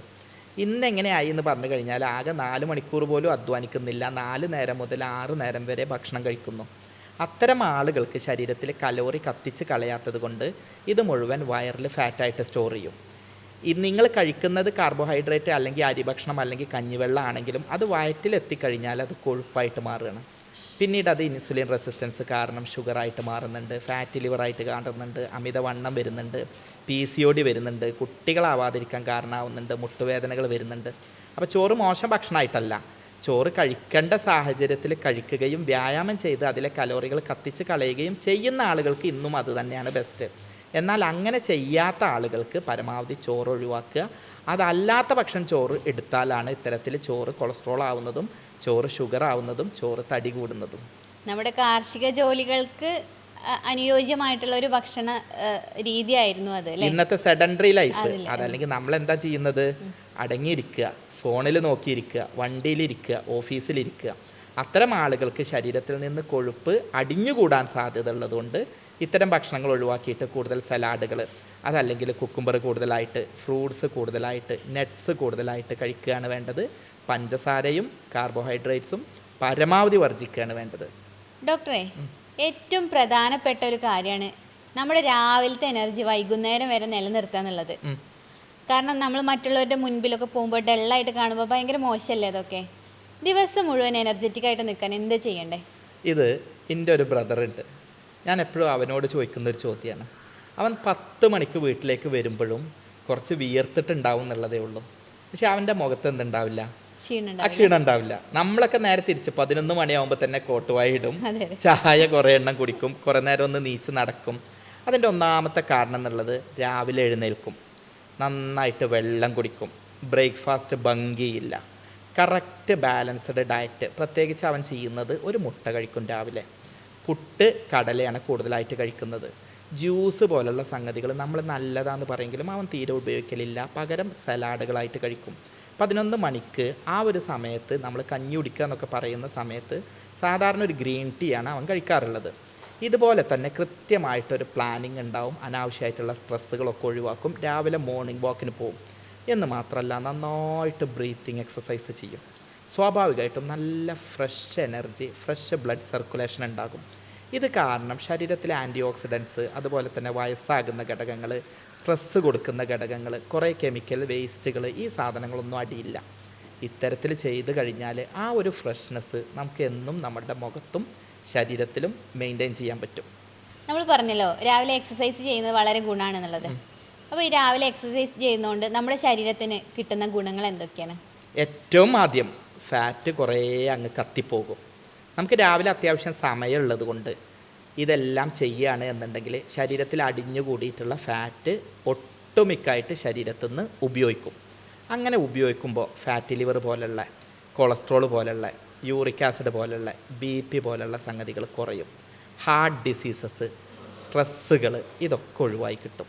ശരീരത്തിൽ ഏജിങ് ഫാക്ടേഴ്സ്, വയസ്സാവുന്ന തരത്തിലുള്ള സാധനങ്ങൾ, ശരീരത്തിലെ കുറേ കെമിക്കൽ വേസ്റ്റുകൾ, ആൻറ്റി ഓക്സിഡൻസ് ഉണ്ടാക്കിക്കൊണ്ട് ഇവയൊക്കെ റിമൂവ് ചെയ്യാൻ വളരെയേറെ സഹായിക്കും. ഒപ്പം മൈൻഡ് ഫ്രീ ആയി കിട്ടും, മെമ്മറി പവർ കൂടും, എനർജി കൂടും. സ്ട്രെസ്സ് കുറയുന്ന കാരണത്താൽ തന്നെ ആങ്സൈറ്റി കുറയും, കൺഫ്യൂഷൻ കുറയും, തീരുമാനങ്ങൾ എടുക്കാൻ കഴിയും, ക്വാളിറ്റി ഓഫ് ലൈഫ് ഉണ്ടാകും. ഇത് മാത്രമല്ല രക്തം ശരിക്കും ഓടുന്നതുകൊണ്ട് നീർക്കെട്ടുണ്ടാവില്ല, വേദനകൾ ഉണ്ടാവില്ല, അമിതമായിട്ട് തടി വരില്ല, നല്ലോണം ഫ്രഷ് എയർ കിട്ടുന്നത് കൊണ്ട് ആസ്മ, അലർജി പോലുള്ള രോഗങ്ങളൊക്കെ ഒഴിവായി കിട്ടും. ഇത്തരത്തിൽ നമുക്കൊരു പൈസയും കൊടുക്കാതെ ഒരുപാട് ആശുപത്രി ചെലവും മരുന്നും ലാഭിക്കാൻ പറ്റുന്ന ഒരു സംഗതിയാണ് രാവിലത്തെ എക്സസൈസ് എന്നുള്ളത്. സർ, എക്സസൈസ് നല്ലതാണെന്ന് പറഞ്ഞല്ലോ, പക്ഷെ പലപ്പോഴും ഞാനൊക്കെ യോഗ ചെയ്ത് കഴിഞ്ഞാൽ ഒരു യോഗ നിദ്രയിലാണ് ആക്കിപ്പോൾ. പിന്നീട് യോഗ നിദ്ര കഴിഞ്ഞ് കഴിഞ്ഞാൽ പിന്നെ എനിക്ക് എണീക്കാൻ തോന്നില്ല. അങ്ങനെ ഭയങ്കരമായിട്ട് ബോഡി ടയേർഡ് ആവാറുണ്ട്. അതെന്തുകൊണ്ടാണ്? ഇത് 2 ആസ്പെക്റ്റിൽ പറഞ്ഞുതരാം. ഒന്ന് യോഗയുടെ ഗുണം കൊണ്ടാണ്. ഇന്ന് മനുഷ്യന് ഒരുപാട് രോഗങ്ങൾ പൈസ കൊടുത്തിട്ട് മരുന്ന് വാങ്ങിയിട്ട് ഉറക്കം പിടിച്ച് വരുത്തുകയാണ്, അല്ലാതെ ഉറക്കം കിട്ടുന്നില്ല. ഇവന് ഒരുപാട് സൗഭാഗ്യങ്ങൾ ഉണ്ടാവും, വലിയ വീടായിരിക്കും, നല്ല മെത്തയായിരിക്കും, എല്ലാ സന്തോഷങ്ങളും ഉണ്ടാകും. സ്ട്രെസ്സ് കാരണം ഉറക്കം കിട്ടുന്നില്ല. ഈ യോഗ ചെയ്യുമ്പോൾ മൈൻഡിലുള്ള പ്രശ്നങ്ങളൊക്കെ അങ്ങ് പോവുകയാണ്. അപ്പോൾ സ്വാഭാവികമായിട്ടും മനുഷ്യൻ ഉറങ്ങിപ്പോവുകയാണ്. ഇനി രണ്ടാമത് എക്സസൈസിൻ്റെ ആസ്പെക്റ്റിലേക്ക് വരികയാണെങ്കിൽ, ഒന്ന് ശരീരത്തിലുള്ള കലോറി കത്തിപ്പോകുമ്പോൾ ഒരു ക്ഷീണം ഉണ്ടാകും, ഒരു പരിധിവരെ നല്ലതാണ്. എന്നാൽ അതൊരു റേഞ്ച് കഴിയുമ്പോൾ നമുക്ക് അപകടം ചെയ്യാണ്. ഷുഗർ കുറയാൻ സാധ്യതയുണ്ട്, നിർജ്ജലീകരണം അല്ലെങ്കിൽ ഡീഹൈഡ്രേഷൻ ഉണ്ടാവാനുള്ള സാധ്യതയുണ്ട്, അമിതമായിട്ട് മസിലുകൾ ഫെറ്റീഗായിട്ട് ക്ഷീണം വന്നിട്ട് പ്രശ്നങ്ങൾ ഉണ്ടാവാൻ സാധ്യതയുണ്ട്, BP ഒന്നാകെ കൂടിയിട്ട് പ്രശ്നങ്ങൾ ഉണ്ടാവാൻ സാധ്യതയുണ്ട്, ഇലക്ട്രോലൈറ്റുകൾ സോഡിയം ഷുഗർ ഇതൊക്കെ കുറഞ്ഞിട്ട് പ്രശ്നങ്ങൾ ഉണ്ടാവാൻ സാധ്യതയുണ്ട്. അപ്പോൾ സ്വാഭാവികമായിട്ടും എക്സസൈസ് ചെയ്യുമ്പോൾ നമ്മൾ ഇത്ര മിനിറ്റ് ചെയ്യുക എന്നുള്ളതിനപ്പുറം മെല്ലെ മെല്ലെ എക്സസൈസ് ചെയ്ത് അത് കൂട്ടിക്കൊണ്ടുവന്ന് വാം അപ്പ് ആക്കിയതിന് ശേഷം പിന്നെ വാം ഡൗൺ ചെയ്തിട്ട് വരുന്ന രീതി നമ്മളുടെ ആരോഗ്യത്തിനും നമ്മളുടെ പ്രായത്തിനും നമ്മളുടെ എക്സസൈസ് മുൻപ് ചെയ്തിട്ടുള്ള എക്സ്പീരിയൻസിനും അനുസരിച്ച് വേണം എക്സസൈസ് ചെയ്യാൻ. പിന്നെ പലരും ബ്രീത്തിങ്ങിൻ്റെ കാര്യങ്ങൾ ശ്രദ്ധിക്കാതെയാണ് എക്സസൈസ് ചെയ്യാറുള്ളത്. ഇതും ഇതിനൊരു ഘടകമാണല്ലേ? തീർച്ചയായും. എപ്പോഴും അധികമായാൽ അമൃതവും വിഷമാണ്. നമ്മൾ ശരീരത്തിൽ നിന്ന് എനർജി കത്തിച്ച് കളയുന്നു, എന്നാൽ ആവശ്യത്തിന് ഓക്സിജൻ ശരീരത്തിലേക്ക് കൊടുക്കാതെ ഉണ്ടാവുമ്പോൾ ഷോക്ക് പോലെയുള്ള രോഗങ്ങൾ അല്ലെങ്കിൽ ഡീഹൈഡ്രേഷൻ പോലെയുള്ള രോഗങ്ങൾ, ഡിസ്നിയ പോലെയുള്ള പ്രയാസങ്ങൾ ഉണ്ടാകും. ഇതെന്താ കാരണം എന്ന് പറഞ്ഞു കഴിഞ്ഞാൽ അമിതമായിട്ടുള്ളത് ഒഴിവാക്കുന്നതോടൊപ്പം തന്നെ അത് കത്തിക്കുന്നതിന് ആവശ്യമായിട്ടുള്ള എനർജി ബോഡിയിൽ ബാലൻസ് ഉണ്ട് എന്ന് ഉറപ്പുവരുത്തണം. അതില്ലാതെയാവുമ്പോഴാണ് ഇങ്ങനെ വരുന്നത്. പിന്നെ ചിലർ ജിമ്മിലൊക്കെ ചെയ്യുന്ന ഒരു തെറ്റായ രീതിയുണ്ട്. വേറൊന്നുമല്ല, പ്രോട്ടീൻ പൗഡർ അമിതമായിട്ട് ഉപയോഗിക്കും. ഇതൊക്കെ പ്രോട്ടീൻ പൗഡറിലൂടെ അല്ല കിട്ടേണ്ടത്. നമ്മൾ നല്ല മുട്ടയുടെ വെള്ള കഴിക്കുക, കടല കഴിക്കുക, സോയ കഴിക്കുക, ഇത്തരം സംഗതികളിലൂടെ നമുക്ക് പ്രോട്ടീൻ കിട്ടുന്നതും നമ്മൾ പ്രോട്ടീൻ പൗഡർ വാങ്ങിയിട്ട് കഴിച്ചിട്ട് ക്രിയാറ്റിനായി മാറുന്നതും ഒക്കെ തമ്മിൽ നല്ല വ്യത്യാസം ഉള്ളതുകൊണ്ട് ഞാൻ എന്താ പറഞ്ഞാൽ പ്രോട്ടീൻ പൗഡർ ആണെങ്കിലും പ്രോട്ടീൻ ആണെങ്കിലും ബാലൻസ്ഡ് ഡയറ്റ് ആണെങ്കിലും എക്സസൈസ് ആണെങ്കിലും അമിതമാവരുത്. അമിതമായാൽ അമൃതം വിഷം എന്നെപ്പോഴും മനസ്സിലാക്കി വെക്കുക. ഒരു നല്ല ബ്രേക്ക്ഫാസ്റ്റിൽ നമ്മൾ ഉൾപ്പെടുത്തേണ്ടതായിട്ടുള്ള ഭക്ഷണങ്ങൾ എന്തൊക്കെയാണ്? ആദ്യം പറഞ്ഞു തരാം. എല്ലാവരും കാർബോഹൈഡ്രേറ്റ് എന്ന് പറയുമ്പോൾ അതിനെ എതിർക്കുന്ന ആളുകളാണ്. വേണ്ട, ആവശ്യത്തിന് കാർബോഹൈഡ്രേറ്റ് നമ്മുടെ ശരീരത്തിന് കിട്ടണം, എനർജി പെട്ടെന്ന് റിലീസ് ചെയ്യാൻ. രണ്ടാമത്തേത് പ്രോട്ടീൻ നിർബന്ധമായും വേണം. അതുപോലെ തന്നെ നല്ല ഫാറ്റുകൾ വേണം. അതുപോലെ തന്നെ ഫൈബർ ധാരാളം വേണം. അപ്പോൾ അത് കിട്ടാൻ വേണ്ടിയിട്ട് ഞാൻ എപ്പോഴും പറയുന്നത് എന്താ അറിയോ, നമ്മൾ പുട്ട് കഴിക്കുക, അതിൻ്റെ കൂടെ മുട്ടക്കറിയോ കടലയോ കഴിക്കുക. ഈ മുട്ടയുടെ വെള്ളയിൽ എന്തുണ്ട്? നന്നായിട്ട് പ്രോട്ടീൻ ഉണ്ട്. കടലയിലും ഉണ്ട്. അതുപോലെ തന്നെ വെജിറ്റബിൾസ് സാലഡ്സ് അതിൽ ഉൾപ്പെടുത്തുകയാണ് എന്നുണ്ടെങ്കിൽ സാമ്പാറൊക്കെ ഉപയോഗിക്കുമ്പോൾ നന്നായിട്ട് ഫൈബർ നമുക്ക് കിട്ടും. ഇനി ഫ്രൂട്ട്സ് ഉപയോഗിക്കുകയാണെങ്കിൽ അതിൽ നമുക്ക് വൈറ്റമിൻസും കിട്ടും. പിന്നെ നമ്മൾ ചെയ്യാറുള്ള ഒരു സംഗതി ജ്യൂസ് ആക്കിയിട്ട് ഫ്രൂട്ട്സ് കുടിക്കും. അങ്ങനെ ചെയ്യരുത്. ഫ്രൂട്ട്സ് കടിച്ച് ചവച്ചിട്ട് സാലഡ് ഭക്ഷണത്തിൻ്റെയോടൊപ്പം ആക്കിയിട്ട് ചെയ്യാം. നമ്മൾ ചെയ്യാത്തൊരു സംഗതി ഉണ്ട്, ചെയ്താൽ വളരെയേറെ നല്ലതാണ്. ഈ പ്രോബയോട്ടിക് ആയിട്ടുള്ള തൈര്, ഇത് നമ്മൾ ഉപയോഗിക്കുമ്പോൾ ദഹനം ശരിയാവാനും എനർജി ശരിയായ രൂപത്തിൽ റിലീസാവാനും കെട്ടിക്കിടക്കാതിരിക്കാനും വയറ് ഗട്ട് ശുദ്ധീകരിക്കാനും വളരെ നല്ലതാണ്. നമുക്കത് ഉപയോഗിക്കാൻ പറ്റുമെങ്കിൽ അത് ഭക്ഷണത്തിൽ പുതുതായി വരുത്തുന്ന ഒരു നല്ല ശീലമായിരിക്കും. പലരും വെയിറ്റ് കുറയ്ക്കാൻ വേണ്ടിയിട്ട് ബ്രേക്ക്ഫാസ്റ്റ് അങ്ങോട്ട് ഒഴിവാക്കും. പക്ഷേ ഈ ബ്രേക്ക്ഫാസ്റ്റ് ഒഴിവാക്കുന്നത് നമുക്ക് ഗുണത്തെക്കാളേറെ ദോഷമാണ് ചെയ്യുന്നത്. പക്ഷേ നമുക്ക് ചെയ്യാൻ പറ്റുന്ന ഒരു കാര്യം വെയിറ്റ് ലോസിനായിട്ട് എന്തെങ്കിലും ബ്രേക്ക്ഫാസ്റ്റിൽ ആഡ് ചെയ്യാനോ അല്ലെങ്കിൽ ബ്രേക്ക്ഫാസ്റ്റിൽ നിന്ന് എന്തെങ്കിലും വെയിറ്റ് കൂട്ടുന്ന കാര്യങ്ങളുണ്ടെങ്കിൽ ഒഴിവാക്കുകയോ ചെയ്യാമല്ലോ. അങ്ങനെയുള്ള എന്തെല്ലാം കാര്യങ്ങളുണ്ട്? ബ്രേക്ക്ഫാസ്റ്റിൽ പരമാവധി എണ്ണയിൽ പൊരിച്ചത്, ഫാസ്റ്റ് ഫുഡ്, ഫ്രോസൺ ആയിട്ടുള്ള സംഗതികൾ ഇതെല്ലാം ഒഴിവാക്കുക. പഞ്ചസാര പാടയെ വർജിക്കാൻ ശ്രമിക്കുക. നമ്മൾ എന്താ ചെയ്യുക പറഞ്ഞു കഴിഞ്ഞാൽ ചായ എല്ലാവർക്കും ഒഴിച്ച ചായയിൽ നിന്ന് 1-2 സ്പൂണ് വീണ്ടും പഞ്ചസാര ആഡ് ചെയ്യും. പരമാവധി ഒഴിവാക്കുക. പിന്നെ പലപ്പോഴും ന്യൂഡിൽസ്, അതുപോലെ തന്നെ സോസ്, മയോണൈസ് ഇത്തരം സാധനങ്ങളാണ് ഡിപ്പായിട്ട് നമുക്ക് വേണ്ടത്. ബ്രെഡ്, അതുപോലെ തന്നെ ബർഗേഴ്സ്, സാൻഡ്വിച്ച് ഇതൊക്കെയാണ് നമ്മൾ പലപ്പോഴും ഭക്ഷണത്തിൽ ഉൾപ്പെടുത്തേണ്ടത്. ഇതൊക്കെ ഒഴിവാക്കുക. പകരം പുട്ട് ഉപയോഗിക്കാം, അപ്പം ഉപയോഗിക്കാം, ദോശ ഉപയോഗിക്കാം, സാമ്പാർ ഉപയോഗിക്കാം, ഇഡ്ഡലി ഉപയോഗിക്കാം, മുട്ട ഉപയോഗിക്കാം. പിന്നെ പ്രോബയോട്ടിക് ആയിട്ട് നിങ്ങൾക്ക് തൈര് ഉപയോഗിക്കാം. പിന്നെ എപ്പോഴും ഓർമ്മിപ്പിക്കേണ്ട സംഗതി സലാഡുകൾ ഉപയോഗിക്കാം. എണ്ണമെഴുക്ക് പരമാവധി ഒഴിവാക്കുക. നമ്മുടെ ചപ്പാത്തി അത് ഓക്കെയാണ്, എന്നാൽ ഇത് തന്നെ പൊറാട്ടയാകുമ്പോൾ അത് അപകടമാണ്. ഇത് തന്നെ ഭൂരിയാവുമ്പോൾ ആ എണ്ണമെഴുക്ക് കൂടെ വരുമ്പോൾ കൂടുതൽ അപകടത്തിലേക്ക് പോവുകയാണ് ചെയ്യുക. ഇത്തരം സംഗതികൾ പരമാവധി ഒഴിവാക്കുക. സർ, ഈ പുറത്തുനിന്ന് നമ്മൾ ഭക്ഷണം കഴിക്കുന്നത് നമുക്ക് ഹെൽത്തി ആയിട്ടാണോ? എനിക്ക് പണി വാങ്ങിച്ചു തരാനുള്ള ചോദ്യമാണ് ചോദിക്കുന്നത്. കാരണം ഞാൻ പലപ്പോഴും പുറത്തുനിന്ന് ഭക്ഷണം കഴിക്കുന്ന ആളാണ്. പലപ്പോഴും ആളുകൾ വന്നിട്ട് ചോദിക്കും, നിങ്ങൾ യൂട്യൂബിലുള്ള ഡോക്ടറല്ലേ, പിന്നെ എന്താ ഇവിടെ വന്നിട്ടുള്ളത് എന്നുള്ളത്. ഒറ്റ വാക്കിൽ ഉത്തരം പറഞ്ഞുതരാം. ഹോട്ടലിൽ നിന്ന് ഭക്ഷണം കഴിക്കുക എന്നുള്ളത് തെറ്റൊന്നുമല്ല. നമ്മളിപ്പോൾ ഒരു യാത്ര പോകുമ്പോൾ രാവിലെ മുതൽ വൈകുന്നേരം വരെ പട്ടിണി കിടക്കുന്നത് ഒഴിവാക്കാൻ നമ്മൾക്ക് ഹോട്ടൽ വലിയ സഹായമാണ്. പക്ഷേ എന്താ സംഭവിക്കുന്നത്? പഴകിയ ഭക്ഷണങ്ങൾ, അമിതമായിട്ട് മസാലകൾ ചേർത്തിട്ടുള്ള ഭക്ഷണങ്ങൾ, ഫ്രോസൺ ആയിട്ടുള്ള സാധനങ്ങൾ, കെമിക്കൽ ചേർത്തിട്ടുള്ള സാധനങ്ങൾ, ഇതൊക്കെ തട്ടിക്കഴിഞ്ഞാൽ ശരീരത്തിന് കേടാവുക ചെയ്യാം. ഞാനപ്പോൾ അതിനെപ്പോഴും ചെയ്യുന്ന ഒരു രീതിയുണ്ട്. ആദ്യമേ ഫ്രീസറില്ലാത്ത ഹോട്ടലിൽ പോയിട്ട് തപ്പിയെടുക്കും. അപ്പം നിങ്ങൾ ചോദിക്കും, ഫ്രീസറില്ലാതെ ഫ്രീസറിൽ വെക്കാതെ പഴകിയ ഭക്ഷണം ഉണ്ടെങ്കിലോ? ഒന്നും ചെയ്യാനില്ല. പലപ്പോഴും വലിയ ഹോട്ടലായിരിക്കും, വലിയ ഫ്രീസറായിരിക്കും, വലിയ കെമിക്കലായിരിക്കും. അത്യാവശ്യം വിശ്വസ്തരായിട്ടുള്ള, മായം ചേർത്തില്ല എന്ന് നമുക്കൊരു ബോധ്യമുള്ള സ്ഥലങ്ങളിൽ നിന്ന് കഴിക്കുക. എന്ന് വെച്ചാൽ ഇതിനെ പ്രൊമോട്ട് ചെയ്യല്ല. തീരെ ഭക്ഷണം കഴിക്കാതെ വയറിൽ അൾസർ വരുന്നതും, തീരെ ഭക്ഷണം കഴിക്കാതെ എവിടെയെങ്കിലും തലചുറ്റി ഷുഗർ വന്ന് പ്രശ്നങ്ങൾ ഉണ്ടാവുന്നതും വന്ന് നോക്കുമ്പോൾ അതിലേറെ നല്ലത് നമ്മൾക്ക് കിട്ടുന്ന ഹെൽത്തി ഫുഡ് ഹോട്ടലുകളിൽ നിന്ന് കഴിക്കുക എന്നുള്ളതാണ്. ഡോക്ടറെ, പണ്ടൊക്കെ എല്ലാ വീടുകളിലും 8:30-9 മണിയാകുമ്പോൾ എല്ലാവരും കിടന്നുറങ്ങും. പക്ഷേ ഇന്ന് അങ്ങനെയല്ല. പലരും പല ടൈമുകളിലാണ് ഉറങ്ങുന്നത്. നമുക്ക് ഉറങ്ങാനുള്ള ഏറ്റവും നല്ല ടൈം ഏതാണ്? ഒറ്റ വാക്കിൽ ഉത്തരം പറഞ്ഞാൽ, എത്രത്തോളം നേരത്തെ ഉറങ്ങാൻ പറ്റുമോ അത്രയും നല്ലത്. എത്രത്തോളം നേരത്തെ എഴുന്നേൽക്കാൻ പറ്റുമോ അത്രത്തോളം നല്ലത്. ഞാൻ എൻ്റെ നാട്ടിൽ നല്ല ഹെൽത്തി ആയിട്ടുള്ള ഒരാളെ കണ്ടിരുന്നു. അപ്പോൾ അവരോട് കാര്യങ്ങൾ എപ്പോഴും പറയുമ്പോൾ അവർ പറയുന്ന ഒരു സംഗതി ഉണ്ട്. ഞാൻ 7 മണിക്ക് ശേഷം ഭക്ഷണം കഴിക്കില്ല. ഞാൻ 8:30-ക്ക് ശേഷം പുറത്തേക്ക് ഇറങ്ങുകയോ ബാക്കി ഒന്നും ചിന്തിക്കുകയോ ചെയ്യില്ല. 9 മണിയായി കഴിഞ്ഞാൽ പിന്നെ എന്നെ വിളിച്ചാലേ കിട്ടില്ല. ഞാൻ രാവിലെ 4 മണിയാകുമ്പോൾ എണീക്കും എന്നുള്ളത്. ഞാൻ 10ാം ക്ലാസ്സൊക്കെ പഠിക്കുന്നതിൻ്റെ മുൻപാണ് കേട്ടോ ഇവരെ കണ്ടത്. പക്ഷേ പിന്നീട് എൻട്രൻസ് പഠിച്ചു, ഡോക്ടറാവാൻ പഠിച്ചു, ഡോക്ടറായി. ഇപ്പോഴും അന്നത്തെ അതേ ആരോഗ്യത്തിൽ അവർ ജീവിച്ചിരിപ്പുണ്ട്. എനിക്ക് പലപ്പോഴും ആളുകളെ ഉപദേശിക്കാനുള്ളതും എനിക്ക് പലപ്പോഴും കഴിയാത്തതായിട്ടുള്ള ഒരു സംഗതി അത് തന്നെയാണ്. നേരത്തെ കിടക്കുക. അതിന് വേണ്ടിയിട്ട് ഇന്ന് നമ്മൾ ചെയ്യേണ്ടത് എന്താണെന്നറിയോ? രാത്രി ഒരു 7 മണിയുടെ മുൻപ് ഭക്ഷണം കഴിക്കാൻ പറ്റിയ അത്രയും നല്ലത്. അതിനുശേഷം അനാവശ്യമായിട്ടുള്ള ഫോണിൽ ഞോണ്ടി കളിക്കുന്നത് ഒഴിവാക്കുക.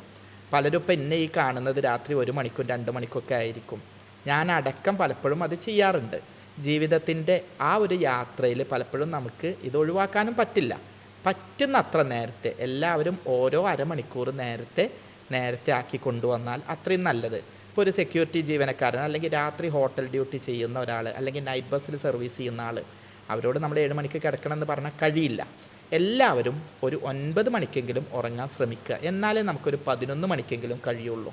പിന്നുള്ള ഓരോ മണിക്കൂറും നമുക്ക് ആയുസ്സിൽ നിന്നും ആരോഗ്യത്തിൽ നിന്നും വേസ്റ്റാണ് എന്നുള്ളതാണ് യാഥാർത്ഥ്യം. രാത്രി 12 മണി കഴിഞ്ഞിട്ടുള്ള ഉറക്കം നമ്മുടെ ലൈഫിൽ ഉണ്ടാക്കുന്ന പ്രശ്നങ്ങൾ എന്തെല്ലാമാണ്? ഇതിന് പണ്ട് ഞങ്ങളുടെ ഒരു സാറ് പറഞ്ഞൊരു മറുപടി ഉണ്ട്. ഇങ്ങനെയാണെങ്കിൽ പിന്നെ നിങ്ങൾ ഉറങ്ങേണ്ട ആവശ്യമില്ല. നിങ്ങൾക്ക് എന്താണോ ഉറക്കം കൊണ്ട് ഉദ്ദേശിക്കുന്നത് അതൊന്നും കിട്ടില്ല എന്നുള്ളത്. ഒന്നാമത്തത്, നമ്മുടെ ബ്രെയിന് ശരിക്കും പ്രവർത്തിക്കില്ല. ബയോളജിക്കൽ ക്ലോക്ക് ശരിക്കും പ്രവർത്തിക്കില്ല. അതുകൊണ്ട് തന്നെ ഒരു തരം ആങ്സൈറ്റിയും ഒരു തരം കൺഫ്യൂഷനും ഒരു തരം മന്ദപ്പും ത്രൂ ഔട്ട് ദ ഡേ ഉണ്ടാകും. എന്ന് മാത്രമല്ല, നമ്മളിപ്പോൾ 11 മണിക്ക് ഉറങ്ങിയിട്ട് 4 മണിക്ക് എഴുന്നേൽക്കുക, അല്ലെങ്കിൽ 5 മണിക്ക് എഴുന്നേൽക്കുന്ന ആൾ 12 മണിക്ക് ഉറങ്ങിയിട്ട് 7 മണി വരെ കിടന്നാൽ ആ ഒരു എഫിഷ്യൻസി കിട്ടില്ല. അതുകൊണ്ട് തന്നെ നമ്മൾ ചെയ്യേണ്ടത് നേരത്തെ കിടക്കാൻ ശ്രമിക്കുക എന്നുള്ളതാണ്. നമ്മളെ ഭക്ഷണം മുഴുവൻ തടിമ പിടിച്ചിട്ട് തടി കൂടാനുള്ളൊരു കാരണമാകും. ഈ പറഞ്ഞിട്ടുള്ള ഓർമ്മക്കുറവ് പോലെയുള്ള സ്ട്രെസ്സ് പോലെയുള്ള കാരണങ്ങൾ ഉണ്ടാവാൻ സാധ്യതയുണ്ട്. BP കൂടാനും അമിതവണ്ണം ഉണ്ടാവാനും ബോഡിക്ക് റെസ്റ്റ് കിട്ടാതെ ഉറക്കം കിട്ടാതെ മറ്റ് രോഗങ്ങൾ വരാനും വൈകി ഉറങ്ങുന്നത് കാരണമാവുന്നുണ്ട്. ഇപ്പോൾ പലരിലും കണ്ടുവരുന്ന ഒന്നാണ്, പ്രായമായിട്ടുണ്ടാവില്ല പക്ഷെ മുടിയൊക്കെ നരച്ചു വരുന്നുണ്ട്. എന്തുകൊണ്ടാണ് ഈ ജനറേഷനിൽ പെട്ടെന്ന് തന്നെ മുടി നരയ്ക്കുന്നത്? ഒന്നാമത്തത്, പാരമ്പര്യത്തിൽ വലിയൊരു ഘടകമാണ്. നമ്മളടുത്തൊക്കെ പലപ്പോഴും രോഗികൾ വരും. എനിക്ക് കഴിഞ്ഞ ദിവസം കാസർഗോഡ് നിന്നൊരു പേഷ്യൻ്റ് വന്നിരുന്നു. ഒരു ഡോക്ടർ എന്നുള്ള നിലക്ക് തീരുമാനം എടുക്കാൻ ഏറ്റവും പ്രയാസമുള്ളൊരു സംഗതിയായിരുന്നു. അവർ ലീവ് എടുത്ത് ഗൾഫിൽ നിന്ന് വന്ന് വണ്ടിയൊക്കെ വിളിച്ച് വന്നതാണ്. മുൻപൊരു പേഷ്യൻറ്റിന് ഇതുപോലെ മാറിയിട്ടുണ്ട്, അപ്പോൾ അത് മാറ്റി തരുമോ എന്ന് ചോദിച്ചിട്ട്. എൻ്റെ മുന്നിൽ 2 ഓപ്ഷനാണുള്ളത്. ഇവർ നാട്ടിലേക്ക് വന്നിട്ടുള്ള പ്രധാന ലക്ഷ്യം എന്നുള്ളത് എന്നെ കാണുക എന്നുള്ളതാണ്. അവരുടെ അടുത്തുനിന്ന് കുറേ പൈസ വാങ്ങിയിട്ട് മരുന്ന് കൊടുക്കുക. രണ്ടാമതൊരു പ്രശ്നമുണ്ട്, ഇവരോട് നോ എന്ന് പറയുകയാണെങ്കിൽ അവരാകെ നിരാശയാവും. അപ്പോൾ ഈ ഒരു യാഥാർത്ഥ്യം എല്ലാവരും മനസ്സിലാക്കേണ്ടതുണ്ട്. ചില ആളുകളിൽ ഇത് പാരമ്പര്യമായിരിക്കും, ജനിതകമായിരിക്കും. അത് മാറാൻ പ്രയാസമാണ്. ഇന്നത്തെ വൈദ്യശാസ്ത്ര അറിവ് വെച്ചിട്ട് ആരെങ്കിലും മാറ്റിത്തരാൻ ഗ്യാരണ്ടി തരാമെന്നൊക്കെ പറഞ്ഞാൽ ശുദ്ധ തട്ടിപ്പാണ്.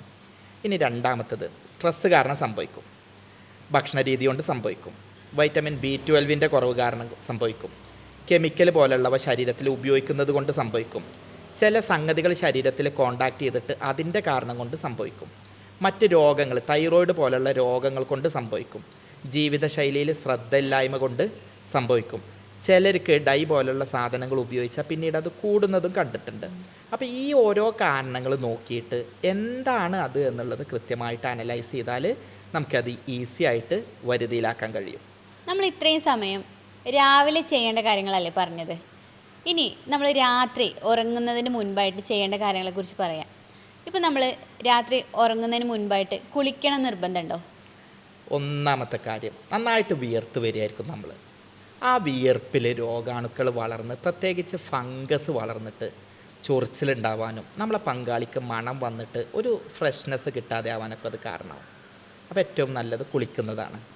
രണ്ടാമത്തേത്, കുളിച്ച് കഴിഞ്ഞാൽ ടെമ്പറേച്ചർ ഒന്ന് കുറയും. നല്ല ചൂടാണ്, അപ്പോൾ ബോഡിക്ക് അത് ഈസി ആയിട്ട് എന്ത് ചെയ്യാൻ പറ്റും, നല്ല സുഖനിദ്ര കിട്ടാൻ പറ്റും.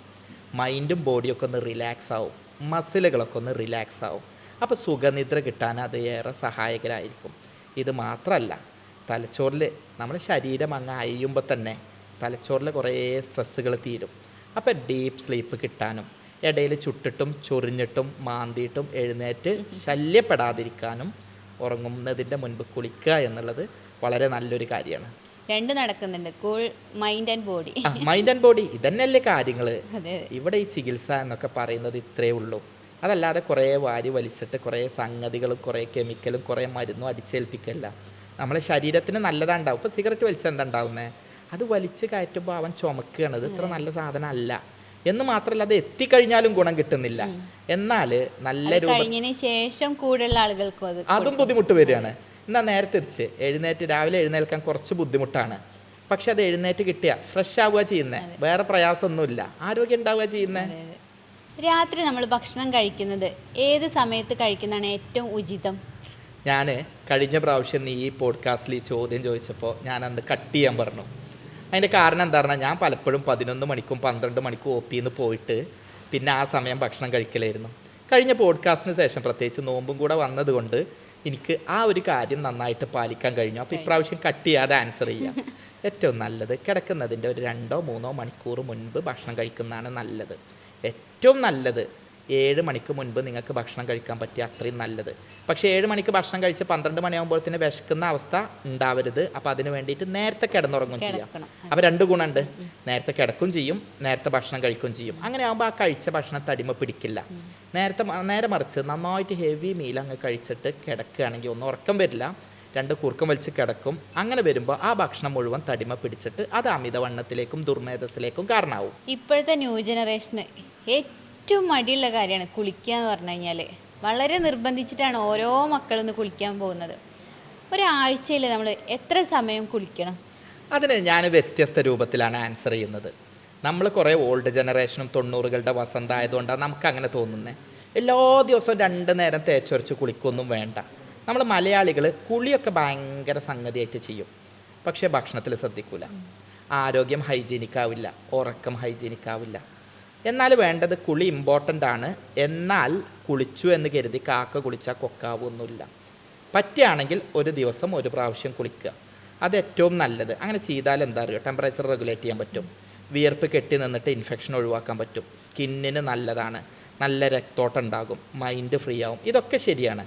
പക്ഷേ നമ്മൾ ഈ കുളിക്കാൻ വേണ്ടിയിട്ട് കുറേ തുമ്മലുള്ള അലർജി ഉള്ള ആളാണ്, അവന് രാവിലെ കുളിച്ച് കഴിഞ്ഞാൽ വൈകുന്നേരം വരെ ഈ പ്രയാസം ഉണ്ടാവുമെന്നാണെങ്കിൽ, അല്ലെങ്കിൽ മക്കളെ തല്ലി പിടിച്ചിട്ട് കുളിപ്പിക്കുകയാണെങ്കിൽ ഒരാഴ്ച മക്കൾ തെറ്റിപ്പോവും എന്നാണെങ്കിൽ, അത് അവരുടെ ശരീരത്തിൻ്റെയും ആരോഗ്യത്തിൻ്റെയും അവസ്ഥക്ക് വിട്ടുകൊടുത്തിട്ട് ബുക്കിൽ പഠിച്ച പോലെ ഒരു ദിവസം 2 പ്രാവശ്യം കുളിച്ചാലേ വൃത്തിയാവുള്ളൂ, 4 നേരം ഭക്ഷണം കഴിച്ചാലേ വൃത്തിയാക്കുള്ളൂ എന്നുള്ളതിന് പകരം നമ്മുടെ ശരീരം ഓക്കെ ആണോ, ലിവ് ഇറ്റ്. ഞാൻ എപ്പോഴും പറയുന്ന ഒരു പോളിസി അതാണ്. ഇപ്പോൾ കറക്റ്റായിട്ട് ഉറങ്ങുന്നുണ്ട്, സാധാരണ പോലെ തന്നെ ഒരു 7-8 മണിക്കൂറൊക്കെ ഉറക്കം കിട്ടുന്നുണ്ട്. പക്ഷേ എങ്കിലും രാവിലെ എണീക്കുന്ന സമയത്ത് ഒരു ഉന്മേഷക്കുറവ്, ഒരു ക്ഷീണം തോന്നുക, അങ്ങനെ തോന്നാനുള്ള കാരണം എന്താണ്? അതിന് രോഗവുമായി ഒരു ബന്ധമുണ്ട്. പക്ഷേ സാധാരണ ആളുകൾക്കൊക്കെ അത് വരുന്നത് എന്തുകൊണ്ടറിയോ? ഒന്നാമത്തേത് ഉറങ്ങുന്നത് 12 മണിക്കായിരിക്കും, അല്ലെങ്കിൽ 2 മണിക്കായിരിക്കും. ഈ ഉറങ്ങുന്നതിൻ്റെ മുൻപ് കുറേ നേരം ഫോണിൽ ഞോണ്ടി കളിച്ചുകൊണ്ടിരിക്കുകയായിരിക്കും. അതല്ലെങ്കിൽ അതിൻ്റെ 1 മണിക്കൂർ മുൻപോ അല്ലെങ്കിൽ 10 മിനിറ്റ് മുമ്പോ ഹെവി മീലായിരിക്കും കഴിച്ചിട്ടുണ്ടാവുക. അതൊരു പ്രശ്നമാണ്. തൈറോയ്ഡ് പോലുള്ള ഷുഗർ പോലുള്ള രോഗങ്ങളുണ്ടെങ്കിൽ അത് സംഭവിക്കും. ഇനി ഉറങ്ങിയിട്ടുണ്ടാവും, പക്ഷേ ചെവിയിൽ ഇയർഫോൺ ആയിരിക്കും. അപ്പോൾ അല്ലെങ്കിൽ ഉറങ്ങിയിട്ടുണ്ടാവും, ഫോണ് വരുമോ എന്ന് പേടിച്ചായിട്ടായിരിക്കും ഇരിക്കുന്നുണ്ടാവുക. അല്ലെങ്കിൽ ഉറങ്ങിയിട്ടുണ്ടാവും, അപ്പുറത്ത് സൗണ്ടും ശബ്ദകോലാഹലങ്ങളും ഉണ്ടായിട്ടുണ്ടാവും, സമയത്ത് ഉറങ്ങിയിട്ടുണ്ടാവില്ല. അല്ലെങ്കിൽ ഉറങ്ങിയിട്ടുണ്ടാകും, ശരിക്കുള്ളൊരു മെത്തയിലാവില്ല, ശരീരത്തിന് വേണ്ടത്ര വിശ്രമം കിട്ടിയിട്ടുണ്ടാവില്ല. ഇങ്ങനെയൊക്കെ ആയിട്ടുള്ള ആളുകളിൽ, അതല്ലെങ്കിൽ അനീമിയ, ഷുഗർ പോലുള്ള രോഗങ്ങളുള്ള ആളുകളിൽ, അല്ലെങ്കിൽ രാത്രി ഹെവി ആയിട്ട് മദ്യപിച്ചിട്ടുള്ള ആളുകളിൽ രാവിലെ എഴുന്നേറ്റാലും അവർക്കൊരു റിലാക്സേഷൻ കിട്ടില്ല. അവർക്ക് ശരീരത്തിന് വേണ്ട അത്ര വിശ്രമം കിട്ടിയാൽ പോലും ശരീരത്തിന് എനർജി കിട്ടാത്ത അവസ്ഥ ഉണ്ടാകും. ഇപ്പം നമ്മൾ പറഞ്ഞല്ലോ, ശരിയായി ഉറങ്ങിയിട്ടും ക്ഷീണം മാറുന്നില്ല, അതുപോലെ തളർച്ച അനുഭവപ്പെടാന്നൊക്കെ. ഈ നല്ലതായിട്ടുള്ള രീതിയിൽ നമുക്ക് ഉറക്കം കിട്ടാനായിട്ട് നമ്മൾ വീട്ടിൽ ചെയ്യാവുന്ന എന്തൊക്കെ കാര്യങ്ങളാണുള്ളത്? നമ്മളുടെ മെഡിക്കൽ ഫീൽഡിൽ ഏറ്റവും വലിയൊരു ഇൻഡസ്ട്രിയാണ് ഉറക്ക ഗുളിക വ്യാപാരം എന്നുള്ളത്. രാത്രി ഒരു 7 മണിക്ക് ശേഷം മെഡിക്കൽ ഷോപ്പിൽ പോയാൽ എത്ര പേരത് വാങ്ങുന്നുണ്ട് എന്നുള്ളത് അറിയാം. എന്നോട് ഏറ്റവും കൂടുതൽ പേഷ്യൻ്റ് തെറ്റിയിട്ടുള്ളത് ഉറക്ക ഗുളിക കൊടുക്കായിട്ടാണ്. എൻ്റെ ഒരു അധ്യാപകനുണ്ട്, ഞാൻ അത്രയും സ്നേഹിക്കുന്ന ആളാണ്. പക്ഷേ അവരുടെ ആവശ്യം ഉറക്ക ഗുളിക വേണം എന്നുള്ളതാണ്. എന്താ കാര്യം എന്ന് പറഞ്ഞു കഴിഞ്ഞാൽ, ഒന്ന് ഫോണ് പിടിച്ച് നിൽക്കും, രാത്രി ഹെവി മീൽ കഴിക്കും, വ്യായാമം ഉണ്ടാവില്ല, ലൈഫ് ആകെ സ്ട്രെസ്സായിരിക്കും, ഉറങ്ങുന്നതും ഫോണ് പിടിച്ച് അത് ഞോണ്ടിക്കളിച്ചു കൊണ്ടായിരിക്കും, ഭാര്യയുമായിട്ടൊരു നല്ല ബന്ധം ഉണ്ടാവില്ല, ലഹരികൾ ഉപയോഗിക്കും, അനാവശ്യമായിട്ടുള്ള മരുന്ന് ഉപയോഗിക്കും, പെയിൻ കില്ലർ തന്നെ ആവശ്യമില്ലാതെ ഉപയോഗിക്കും. പിന്നെ അത് കിട്ടാതായി കഴിഞ്ഞാൽ ആ ഒരു അഡിക്ഷൻ കാരണം ഉറക്കം കിട്ടാതെയാവും. ഉറങ്ങുന്ന സമയത്ത് പുറത്ത് കുറേ ശബ്ദകോലാഹലങ്ങളായിരിക്കും, കുട്ടികൾ ലേറ്റ് ഇട്ടിട്ടുണ്ടാകും, ഭാര്യ കിടക്കാൻ വന്നിട്ടുണ്ടാകില്ല, അല്ലെങ്കിൽ ഉറങ്ങിയിട്ടുണ്ടാവും എല്ലാവരും. നമ്മൾ ഒറ്റക്കായിട്ട് കുറേ വേണ്ടാത്ത ചിന്തിച്ചിട്ടായിരിക്കും ഇരിക്കുന്നത്. ഇതൊക്കെ ഒഴിവാക്കി നേരത്തെ ഭക്ഷണം കഴിച്ച് നേരത്തെ ഉറങ്ങി ഫോൺ ഓഫ് ചെയ്ത് അനാവശ്യമായിട്ടുള്ള ക്വാറലിങ്ങിൽ ഏർപ്പെടാതിരുന്നിട്ട് നല്ല ഭക്ഷണം കഴിച്ച് കിടന്നാൽ നമുക്ക് ഈസി ആയിട്ട് ഉറക്കം കിട്ടും. ഒരു ഉറക്ക ഗുളികയുടെയും ആവശ്യം വരില്ല. നമ്മൾ പലപ്പോഴും പറയാറുണ്ട്, ഒരുപാട് വെള്ളം കുടിക്കരുത്, വെള്ളം കുടിച്ചു കഴിഞ്ഞാൽ നമ്മളത് ഉറക്കത്തിന് തടസ്സപ്പെടുത്തുന്നൊക്കെ. അതുപോലെ തന്നെ പല കാരണങ്ങളാൽ നമ്മൾ രാത്രി പല തവണ ഉണരാറുണ്ട്. നമ്മൾ ഉറക്കത്തിൽ എത്ര തവണ ഉണരുന്നത് സാധാരണയാണ്? സാധാരണയായിട്ട് ഒരു പ്രാവശ്യം അല്ലെങ്കിൽ 2 പ്രാവശ്യം ഉറക്കത്തിൽ നിന്ന് എഴുന്നേൽക്കുക എന്നുള്ളത് സ്വാഭാവികമാണ്. അതിന് 2 കാരണങ്ങളുണ്ട്. ബോഡി ഒന്ന് റിലാക്സ്ഡ് ആയി കഴിഞ്ഞാൽ ഓക്കെ ആയിട്ട് എഴുന്നേൽക്കും. രണ്ടാമത്തത് ബ്ലാഡർ നിറഞ്ഞു കഴിഞ്ഞാൽ എഴുന്നേൽക്കും. പലപ്പോഴും പ്രോസ്റ്റേറ്റ് പോലുള്ള ഷുഗർ പോലുള്ള രോഗികൾ പറയും, ഡോക്ടറെ ഞാൻ ഇന്നലെ 2 വട്ടം മൂത്രമൊഴിക്കാൻ എണീറ്റും. അത് അത്ര പ്രശ്നമല്ല, എന്നാൽ അതിൽ കൂടുതൽ വരുമ്പോഴാണ് പ്രശ്നം വരുന്നത്. അതോടൊപ്പം തന്നെ ഉറക്കം ഡിസ്റ്റർബ്ഡ് ആവുക. ഇങ്ങനെ എഴുന്നേറ്റതിൻ്റെ പേരിൽ രാവിലെ എഴുന്നേൽക്കാൻ കഴിയാതെ ആവുകയും ഉറങ്ങി തൂങ്ങുകയും ചെയ്യുകയാണെങ്കിൽ നമുക്ക് അപ്പം മനസ്സിലാക്കാം ഇത് ശരീരത്തിന് വേണ്ടത്ര കിട്ടിയിട്ടില്ല എന്നുള്ളത്. നേരെ മറിച്ച് രാത്രി ഒന്ന് മൂത്രമൊഴിക്കാൻ വേണ്ടിയിട്ട് ഒന്ന് എഴുന്നേറ്റു എന്നുള്ളതാണെങ്കിൽ അതൊരു അപകടകരമായിട്ടുള്ള കാര്യമല്ല. മദ്യപാനമുള്ള ആളുകളിൽ, രാത്രി ഉറക്ക ഗുളിക കഴിച്ച് കിടക്കുന്ന ആളുകളിൽ, സ്റ്റീറോയിഡ് കഴിച്ച് കിടക്കുന്ന ആളുകളിൽ, ഹെവി മീൽസ് കഴിക്കുന്ന ആളുകളിൽ ഉറക്കം, കൂർക്കം വലി, ഉറക്കമില്ലായ്മ, ഉറക്കത്തിൽ നിന്ന് എഴുന്നേറ്റ പിന്നെ ഉറക്കമില്ലായ്മ, അല്ലെങ്കിൽ തീരെ ബോധമില്ലാതെ കിടന്നുറങ്ങുക എന്നുള്ള സ്ലീപ്പിംഗ് ഡിസോർഡേഴ്സ് കാണാറുണ്ട്. അത്തരം കാര്യങ്ങളൊന്ന് ശ്രദ്ധിക്കുക. ഡോക്ടർ, ഞാൻ ഒരു തരത്തിലുള്ള ലഹരി ഉപയോഗിക്കാത്ത ആളാണ്. പക്ഷേ ഞാൻ രാത്രിയിൽ ഉറക്കം ഉണർന്നു കഴിഞ്ഞാൽ 1 മണിക്കൂറെങ്കിലും ചുരുങ്ങിയതെടുക്കും വീണ്ടും ഒന്ന് ഉറങ്ങാൻ. അതെന്തുകൊണ്ടാണ് അങ്ങനെ സംഭവിക്കുന്നത്? ഞാൻ ലഹരി ഉപയോഗിക്കുന്നതുകൊണ്ടാണ് ഇത് പറയാമെന്ന് പേടിച്ചിട്ടായിരിക്കും മുൻകൂർ എടുത്തിരിക്കുക. ഒറ്റ വാക്ക് പറഞ്ഞുതരാം. Sleeping is the balm of wounded heart. മുറിവേറ്റ മനസ്സിൻ്റെ തൈലമല്ലോ ഉറക്കം എന്നുള്ളതാണ്.